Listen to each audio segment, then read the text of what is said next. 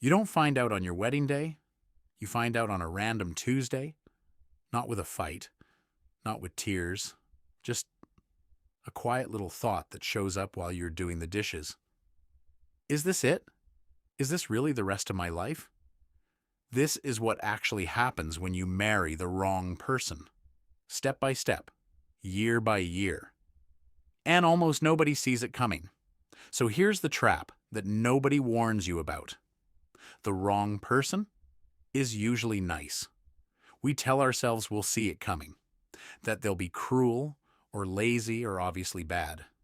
But most people don't marry a monster. They marry someone kind, someone safe, someone their family loved on the very first visit. The wrong person isn't evil.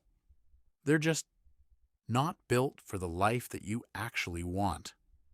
And nice, but wrong. That is so much harder to walk away from than clearly bad. And for the first year, it works, which is exactly why it's so dangerous. In the beginning, everybody is on their best behavior. You travel, you laugh. The photos are perfect. Everyone's commenting couple goals under every post. But early love isn't a test, it's a performance. You're both showing your highlight reel. The real marriage doesn't even begin until the performance gets tiring, and you finally find out who is actually standing next to you when nobody else is watching. Now here's the scariest part of the wrong marriage. Nothing dramatic has to go wrong. No cheating, no screaming.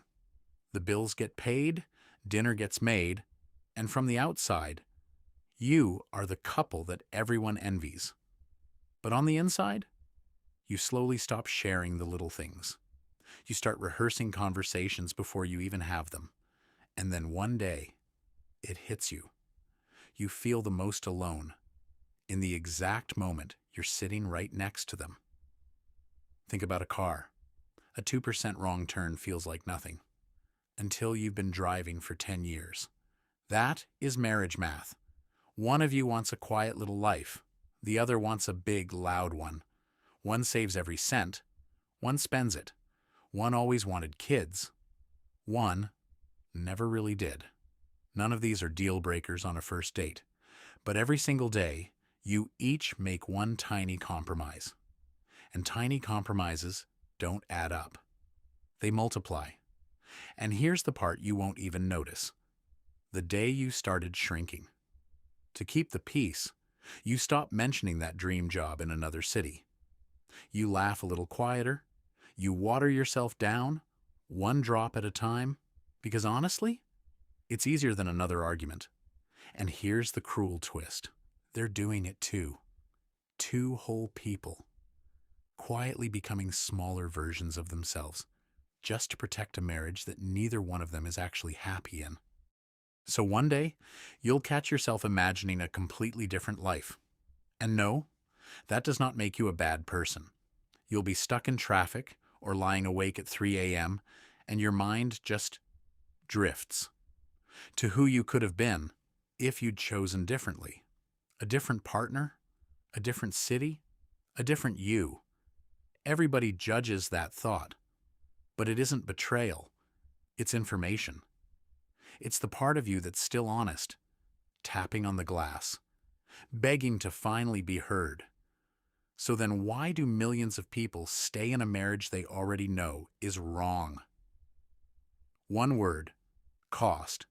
The house, the kids, the friends you share, the photos on the wall, the whole story you told everyone at the wedding. Leaving doesn't just end a relationship. It detonates an entire identity. So people run the numbers, and they decide the unhappiness they know is safer than the everything else they don't. And right there, staying stops being love. It quietly turns into a mortgage they're too scared to walk away from. And eventually, you hit a fork in the road, except both roads hurt. Road one, you stay. You keep the stability, the family, the history, and you quietly grieve the person you never got to become. Road two, you leave. You blow up a life that looked completely fine. You hurt someone who didn't really do anything wrong. And you gamble everything on a maybe. There's no clean choice here. Only two kinds of pain, and picking the one you can actually live with. But here's the truth. Most people don't even choose. They drift. And drifting is a choice too. It's just the one you never have to feel guilty about.